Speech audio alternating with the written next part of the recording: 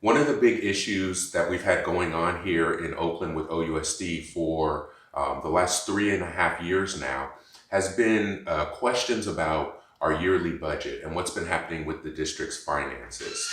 Unfortunately, a lot of people really don't have a clear understanding of how the budget works and kind of what some of the numbers mean. And so, very basically, the budget is done in OUSD in accordance with the school year. So our yearly budget runs from the beginning of the school year to the end of the school year. And what happens is in June, the school board approves the following year's operating budget, their 1 year budget. So for us right now in the 1920 school year, this year's budget was approved in June of 2019. Then during the budget year, after the budget has been approved by the school board, district staff gives the school board 3 interim reports on the budget. Then at the end of the school year, they do an accounting of what's happened during the year. And usually about 3 months after the end of the school year, they release what they call the closing of the books or the unaudited actuals. Those numbers from the closing of the books are then considered the official budget numbers for OUSD for that year. So that's just very simply, it's just a 1 year budget process. The other thing that we need to realize before we talk about some of the specifics is then based on what happens each year, if there is a surplus in a year, those surplus dollars are then carried over what's called the ending fund balance. And so when we look at a school district OUSD budget sheet, we have the yearly budget, which will give you a surplus or very rarely a deficit for that 1 year. That is then added to whatever you started the year with in your beginning fund balance to give you an ending fund balance. That ending fund balance is basically the accumulation of all the reserves that the school district has. Last year, for 18-19, we ended the school year with a $21+ million surplus for that year, which means that revenues were $21 million more than expenditures in the 18-19 school year. We added that into the beginning fund balance and we ended 18-19 with $71 million in our ending fund balance. So that means we have an extra $70 million sitting that could be used. And not to get too technical, we'll talk about it more later about restricted and unrestricted dollars. But our $71 million ending fund balance for 18-19, of that $71 million, about $40 million was restricted surplus, which carries over. The other roughly $30 million was unrestricted surplus, which carries over. The unrestricted surplus is then what we call the reserve for economic uncertainty. And so for 18-19, we ended the year with over $30 million in our reserve for economic uncertainty, our unrestricted surplus. And when we turn that into a percentage, we had 5.22% in our reserve. And as a side note, state law requires, because we have a loan that we're paying back from the state law requires that we maintain 2% in our reserve.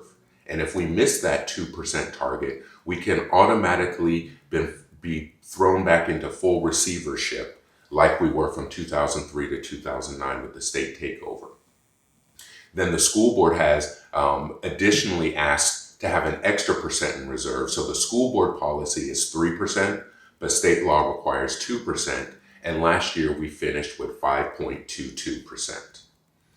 And so we can see that we ended last year in actually really good financial shape. We had money left over that we could use. And the reason we had so much in our ending fund balance when we got to the end of 18-19 was because in the year 17-18, we had a budget surplus of $29 million. Like I mentioned, in 18-19, we had a budget surplus of $21 million. So that's combined a $50 million surplus over the last 2 years.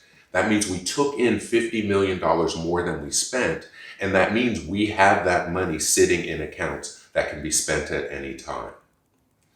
I know for a lot of people, it's hard to understand that we actually have a surplus because while we've been accumulating these surpluses, and these large ending fund balances, the school board has also been going through a process of cutting spending. And almost all of the spending that the school board has voted to cut has been either directed directly at school sites, cutting their spending, which has lowered our per pupil spending across the district, or by laying off employees. And so what we've seen is since mid-year 2016-17, since those mid-year cuts, we have experienced over $65 million in spending cuts. And so if you've been following along, one of the things we as a community need to understand is this school board has developed a policy of spending cuts in order to have that money sitting in our ending fund balance in our reserves. And so these $65 million in spending cuts have now produced an ending fund balance of $71 million. And another way of looking at this is if we hadn't made those spending cuts, we could have still afforded it because we have that money sitting there right now. Now, there's one more thing that happens, though, in the yearly budget. Like I mentioned, there are the interim reports during the school year, during the budget year. So this year, it is now the third year in a row where the school board has approved a budget, a balanced budget, or a budget with a surplus. And then 3 months later, when we have gotten the first interim report, district staff has reported that expenditures have exploded. So right now, currently, in this year, in OUSD in 1920, the first interim report came out in September of 2019. And in that first interim report, expenditures were $40 million more than what the school board had approved. The school board did not take any action. The school board did not explain where that money was coming from or where it was going. It's literally just on the books. And at first, we didn't really understand what's been happening. But now, this is the third year in a row that the first interim report has shown an explosion in expenditures. And so now what the school board does is they say, see, expenditures are so high, now what was once projected surplus, we're now projecting a budget deficit. And they use those projections during the budget year to justify cutting spending in the following year. But the last 2 years after expenditures increased on the first interim report, when the official budget numbers were done at the end of the year with the closing of the books, though that increase in expenditures disappeared, and that's how we wound up the last 2 years with a budget surplus. So now we're in the third year in a row where the school board is saying that expenditures are shooting up, so we have to make these budget cuts. They said the same thing last year and the year before, and it wasn't true. And we don't think it's true this year also. What this clearly looks like at this point, as a repeated pattern, is somebody in the district is cooking the books. They are saying that expenditures are increasing, but it's only on paper. They haven't proven or shown anywhere where these increases are coming from. And like I said, the last 2 years when this happened, then those increases in expenditures disappeared on the closing of the books. And so we have serious questions now of why does this school board insist on cutting more spending from next year's budget when we know we have a budget surplus? The other thing is we now know that we cannot trust OUSD's budget projections. They've been false for 3 years in a row. And so not only do we have questions about the budget numbers and the explosion in expenditures, we have and questions about these questionable projections. We have serious questions about who's even developing these numbers. We don't have an internal business and finance department, so who is telling us that expenditures are going up? Who is telling us that we have a deficit when we really have a budget surplus? Who is telling us these things when we don't even have an internal department? And so these are some of the reasons why we really need an investigation on what's happening in OUSD. Maybe we're wrong. Maybe there is a good explanation. If there is, then it needs to be given to the community. But at this point, year after year of being given false budget numbers really starts to weigh on us. And we have to ask the question, if we can't trust OUSD and the school board and the numbers they're providing to the community, around our $600 million yearly budget, then we must demand that somebody else comes in and gives us the real numbers. And just lastly, and we'll follow up on this in the next one, it's not just the community that the school board has been dishonest with about these budget numbers. Last year, the school board asked the city council to give the school district money because of these budget cuts that we didn't need to make. So the school board was dishonest with our city council. 2 years ago, the school board asked our state representatives to help create Assembly Bill 1840 based on false numbers. And so they were not honest with our state representatives. During last year, when OEA and the teachers went on strike, OUSD negotiated with OEA based on what we now know are numbers that were knowingly wrong and $40 million off. So all during those negotiations and that settlement, OUSD was not honest with the teachers. And we know that OUSD and the school board has not been honest with the community for 3+ years now that this has been ongoing. And so everyone needs to realize over the last 6 years, OUSD has had a budget surplus in 5 of those 6 years. Enrollment is not declining in OUSD. Since 2013, enrollment is flat. And then the last part is, since LCFF has passed the new funding formula from the state, and since the end of the Great Recession, state funding to OUSD is up over 46%. So given all of these known numbers that are facts, why does this school board insist on more cuts? Why does per pupil spending continue to go down? And why does our school board and OUSD staff persist on putting forth this false narrative about budget numbers when we know what the numbers really are? We need an investigation, a full investigation of OUSD, and part of that investigation needs to be a full forensic audit of the budget so we know how much money we have, where that money's coming from, and where that money's been going.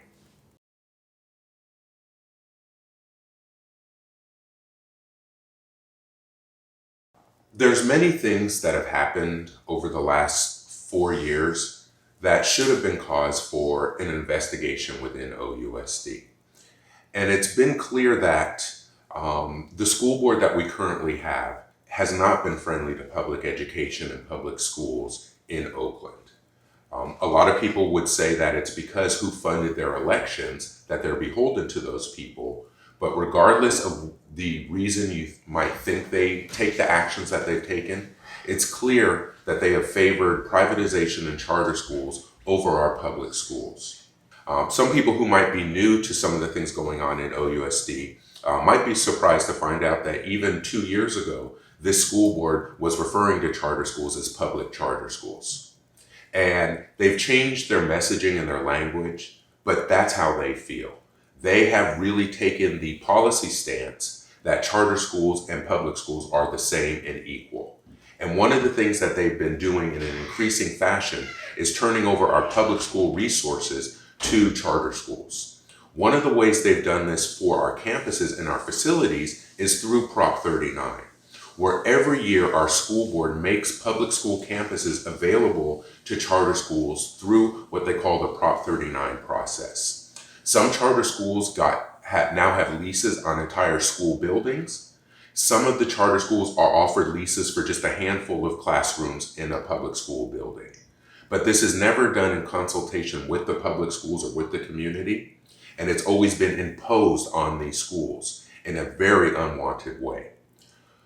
Most people don't know that the California Charter School Association sued OUSD in 2016 over the Prop 39 offers. So over the last 3, almost 4 years now, our school board has been negotiating with the Charter School Association behind closed doors on how to make Prop 39 offers. We don't think anyone in those negotiations has been advocating for our side, for public schools, for public resources. Why does the school board continue to have these negotiations in secret? What is the school board hiding? What does the school board promise to charter schools under Prop 39? And with Prop 39, they have what they call a utilization formula. Every year, OUSD makes their own utilization formula and then decides how many classrooms to make available to charter schools under Prop 39. This is not mandated in state law. This is OUSD doing this. And so why, when we do this utilization formula, does it seem to be that district staff makes more available than they have to? One of the ways we could change, the school board could change how Prop 39 works is currently in OUSD, we have a portable reduction strategy. So we are supposed to be in the process of, as a school district, of removing portables from our campuses so we have permanent facilities. But when OUSD does a utilization formula and counts classrooms on school sites, they count those portables. It sure seems like that count aids into turning over more of our classrooms to charter schools. We also don't have a set formula district-wide on what rooms a school is allowed to keep. Every school should have a parent resource room. Every school should have an open and functioning library. Every school should have a computer lab. Every school should have a resource room or a room for pullouts. Every school should have a flex room. Every school should have a music or art room. Why isn't that calculated in the utilization formula? We've seen the way Prop 39 has worked over the years that public school classrooms are displaced to even classrooms so charter schools can come in and take it over full schools. Sometimes take over full schools and they don't even fill up those classrooms. And so again, this is not state law that compels our school board to give these classrooms away. State law only says that there has to be a process. It is up to OUSD to develop our own process. And if the charter schools decide to sue us, it is up to our democratically elected school board to fight for our public schools and fight for the community and not just turn over everything to privatized charters. So again, it's one of the many things that we need to change. And hopefully as we're moving into a time where 4 school board seats are up for election, this is one of the things that we can look for in a new school board is in terms of policy, not in terms of lip service. What are they going to do to protect our public resources and our public school facilities? So in 2011-12, we found out actually from the school website that Lakeview was up for a school closure along with 4 other schools, Santa Fe, Maxwell Park, Thurgood Marshall, and Lazier. And immediately, of course, the parents from Lakeview and along with community leaders from the other school sites were at a school board meeting and listening to the school board's report on why they were determining how they chose those 5 schools. And immediately we started realizing that there was gaps and information that was being shared that really wasn't accurate. And so myself with other parent leads from some of the other school sites starting getting together and meeting up and trying to decide how do we push back and not just protect our schools that our children were attending, but like how do we create a coalition or an alliance with all of us to protect all the schools that were on the cutting block. So we spent a year not just attending school boards, but having meetings at parents' homes, at the school sites, meeting with school board members, even meeting at points with the mayor's office of Oakland. We provided data showing that closing schools was not going to show the district saving the district any money. Pretty much through the entire process, at the end of that, the school district decided just to go ahead and do exactly what they planned to do in the beginning, which a lot of us in the community felt that the decision had already been made, and the hundreds of hours that we spent meeting with school board members, going to school board meetings, meeting with the superintendent and staff at OUSD was just really just a waste of all of our time. That at the end of the day, the school district was going to do exactly what they planned to do in the first place, and the board was going to support the district's plan to do that. So there was a point where we realized that Didn't really matter what data we provided. Didn't really matter what facts we shared with them. Didn't matter what reports we shared with the district nationally that closing schools wasn't going to save the district any money. We realized that all of that was just a waste of time. And I decided at one point that I'm not leaving my school site. At the end of the school year, I'm going to stay. And the only way they're going to remove me is if they arrest me. I was okay with that. It was a very emotional moment. I think there was a room full of probably, 25 to 30 people, but we were trying to figure out, what are we going to do? What are we going to do at this point? And it's important to also mention that, week to week and month to month, our group started becoming a lot larger. A lot more of the community members, not just teachers, not just parents, not just students. We had retired teachers. We're really starting to create a committee and having some really tangible conversations on what was really happening to our public education system, not just here in Oakland, but we started realizing that there was a pattern that we were seeing nationally in Chicago, Detroit, New Orleans, and how organizations that I would refer to as a astroturf like Go Public Schools being funded by billionaires like Bloomberg, the Waltons, the Bill Gates Foundation, and how there was a focus and a clear message of support that these organizations were putting school board members that were pro-privatizing our public education, pro-charter. And their rhetoric at school board meetings, their responses seemed to be clearly aligned with supporting charters. And that organization, I think, is also important for people to understand that people like Jonathan Klein and Jessica Stewart reached out to parents like myself and had private meetings and tried to convince me to organize the other parents at our school sites to file a charter school application, to turn our school into a charter. And my question immediately was, why do we need to do that? Why can't we just keep the school site the way it is? Why is that the only option? And starting to realize slowly that this organization really wasn't about helping parents or students, all students. It was really about pushing an agenda about kind of increasing the charter schools in our district that was already at that time somewhere around 30 plus charter schools at that time in 2011 and 12. So one important part as a parent, I think, or as a community member to kind of call out and throw myself under the bus is that, it took me to get involved. It took the school that my children have been part of, a school that was in my neighborhood since before my children were born. I had lived in Adams Point for over 20 years, long before my first children were born. And understanding why that was so important to me and to the community around me. And as this process was going, I started seeing families and community literally fall apart.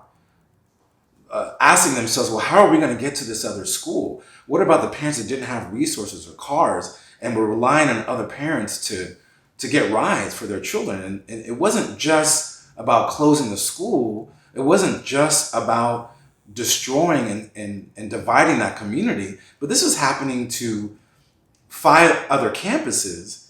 And it doesn't talk about the impact of where those families are going to go and the schools that are receiving those kids and how that's impacting the district and the city as a whole. So it's important to kind of pause and kind of, yes, it took this as a catalyst for me personally to get involved. And why was it so important to me? It wasn't a fight to protect just my kids, even though that might have been the first initial reaction. It slowly became an issue of what the district and the school board was doing to these communities across the city and what it meant. So, to anyone that may feel that this is an uphill battle, the answer, it is.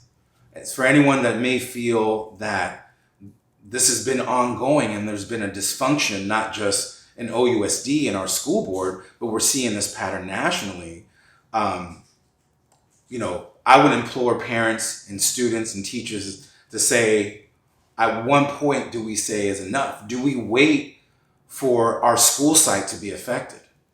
There's a reason why 8 years later, this is just as important to me today, if not more, than it was back then, because I don't want to see any more school sites and any families go through what we went through. It wasn't just emotional. It wasn't just something that is still affecting us today when we walk by the school and see a charter school sitting inside of my space and inside of our public building that is serving children, yes, but is serving children that are not necessarily from that community, also serving children that are not necessarily even from the city. What message are we sending and continuing to send to our city, to our communities, that somehow we're going to close schools, public schools, but we're going to replace them with a charter school?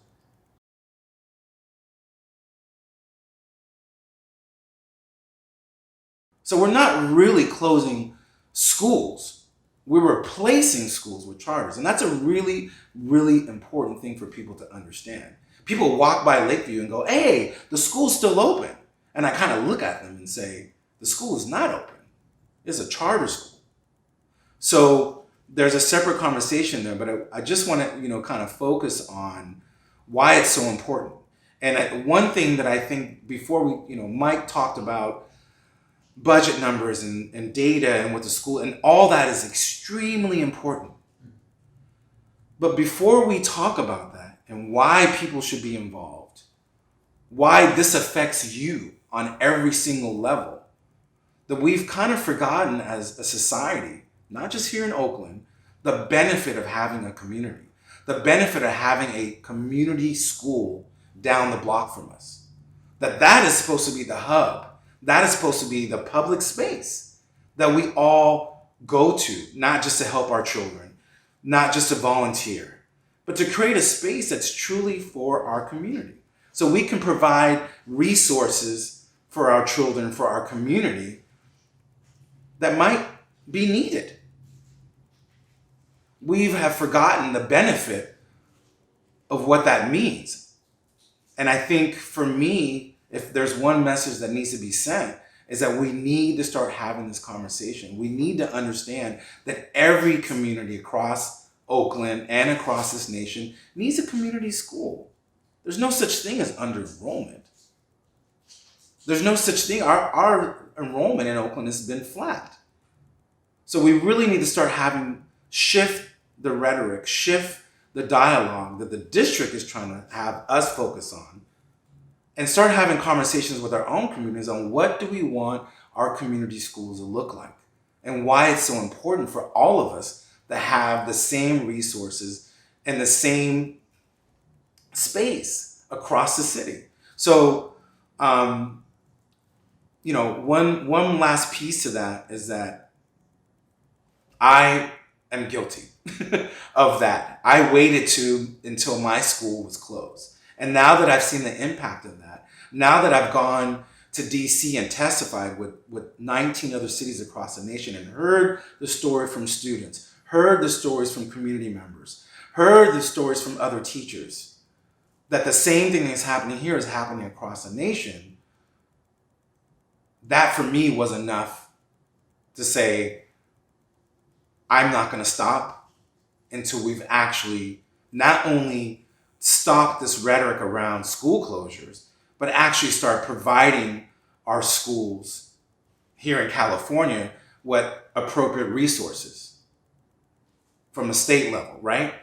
That doesn't give a pass to our school board, that's been giving a rubber stamp to whatever the OUSD has been feeding out to them.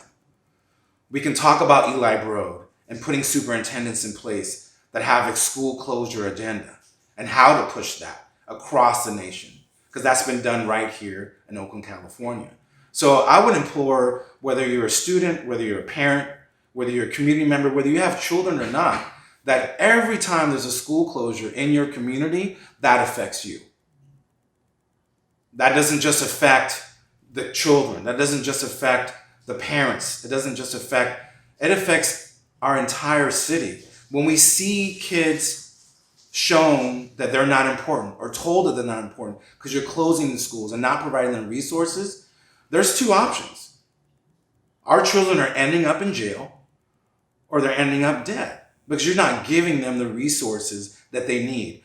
California would prefer to incarcerate a kid and spend $80,000 compared to $11,000 to educate them. That's a problem.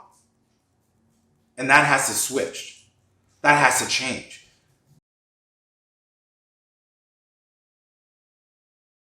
One of the common narratives that we hear across the country is we have a whole group of people who say they believe in school choice. Choice, choice, choice.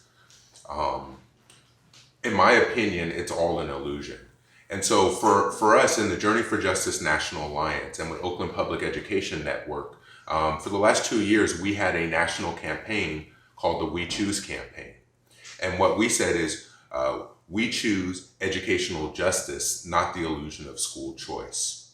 Why are we subjecting to ourselves to feel like you are lucky to have an education? That shouldn't even be part of any of this discussion. But the bigger piece of this is this simple. People like Eli Broad, billionaires, people like Bloomberg are buying our elections and buying that rhetoric. We see it happening right now in 2020 on a national level. Why are we as a community letting billionaires come and tell us what schools should look like? Billionaires are literally coming into our communities and dividing Black and brown communities. So it's not the parents that we should focus on, right? Do we blame a parent that's going to believe the rhetoric from billionaires coming and feeding us this information? That's actually not true. Charter schools are not performing any better than traditional public schools. So that conversation and that argument is over. The real question that we should be asking ourselves is, why are we allowing someone to come into our community and tell me how we should be educating our children? I think that is something for the communities to decide. That's up to students, parents, and school districts to decide that this is what community schools should really look like. So, and we can't forget the real reason for this and where this started is it's not about trying to improve public education. It is trying to split and divide. It is real estate grabs, okay? It's trying to privatize our educational system for people to make money. And we have seen charter school scandal after charter school scandal. There are billions of dollars that have been wasted on this experiment, trying to privatize our education system on a national level. And it's not okay. And people need to wake up to it. It needs to end right now. In my opinion, there should not be someone outside of our community coming and telling us what we should be doing. And so school choice is an illusion. And more than that, it's highly offensive to see people going across the country speaking on school choice as a civil rights issue, as the solution to the educational problems within Black and brown communities. And it's just not true. It is extremely false. And so let me just say right at the start, our public schools have never served kids of color as well as they should or they could. You know, as African Americans and as people of color, we had to fight for our rights even in these schools from day one. And so the interesting thing is there's actually a direct connection between that fight and that struggle and where we are now with charter schools and the idea of school choice. If you go back in history, before we had charter schools, there was the voucher movement. And where the voucher movement really grew out of was the resistance schools that started in the South after Brown versus Board of Education passed. And what the communities in the southern segregated states did after Brown versus Board of Education passed and the federal government started enforcing the desegregation of public education, there were communities across the South, white communities, who withdrew their kids from the public education system. Some cities even shut down their public education system for almost 2 years. And what those white families did is they formed what they called resistance schools. A lot of the underpinnings of the first voucher movement comes directly from those resistance schools. And the effort on a part of a lot of people to guarantee that their kids don't have to go to school with those other kids. And usually those other kids were kids that looked like me. And then what grew out of that is the desire to get government funding, public funding for those resistance schools, for those schools that pull away. And that's where we get the voucher movement, which has now grown into the charter school movement.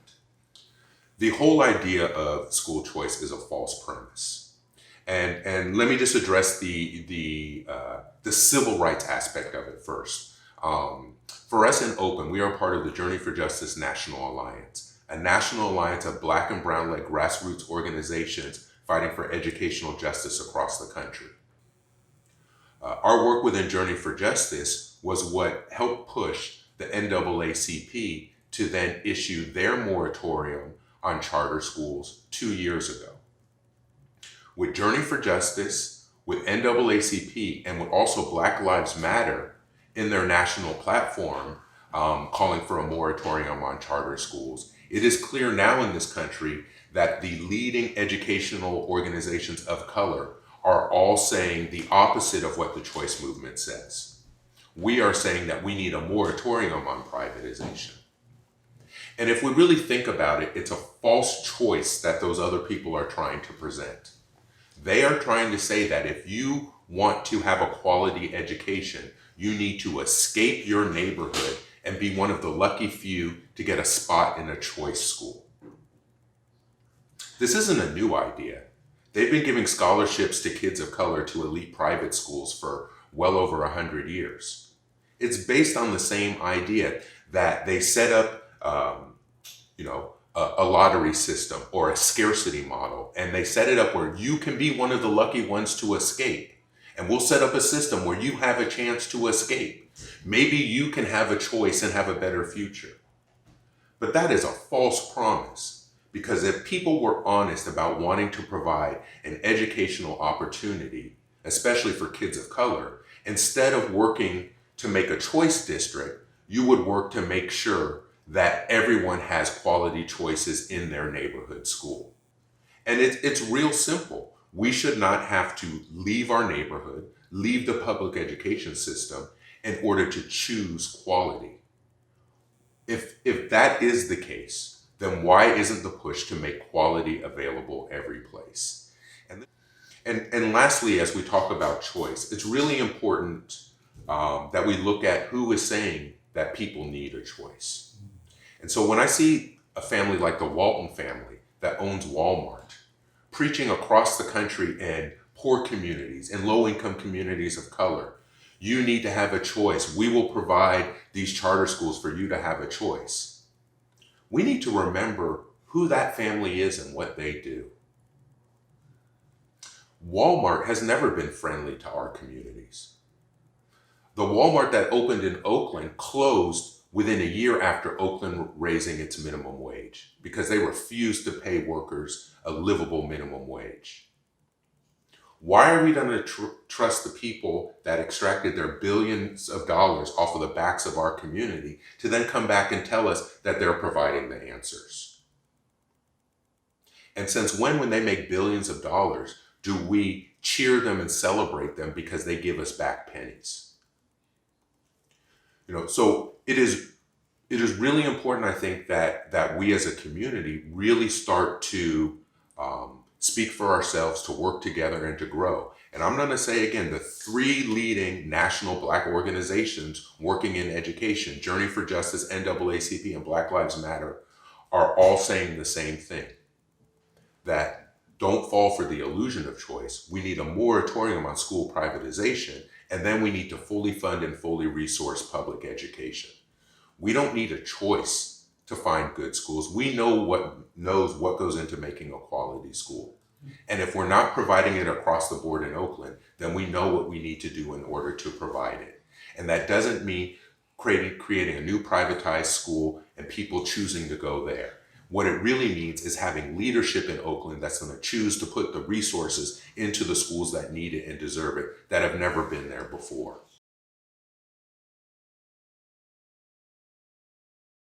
Well, I can speak. I went to a meeting with the school district and Shanti Gonzalez, a school board member.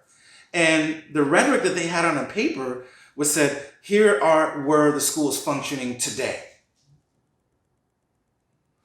But I sat right next, a foot away from Shanti, and I said, why isn't there information on how this school got to this condition in the first place? Why is it that we're not paying teachers a fair salary? Why is it that we've been slowly stripping resources from this school site? I'm going to go back to 2011 and 12.